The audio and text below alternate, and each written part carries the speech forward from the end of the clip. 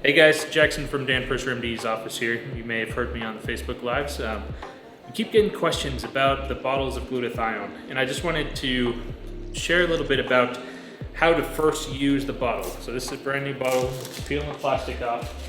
One thing that's super important is there is a headspace at the top of the bottle that's a nitrogen purge to keep it sequestered from air.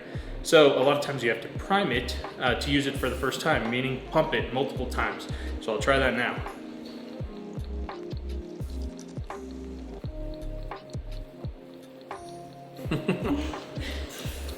All right, that was about 25 pumps before I got anything out of it. Just so you know, the bottle's not broken, it just has to be primed to be able to do that. Now, one other thing, every now and again, the puck at the bottom does get stuck. And so a quick way to just fix that and keep on going is grab a paper clip, and there's a hole right in the bottom of the bottle that you can reach the puck in. So just push in there and the puck will start to slide up.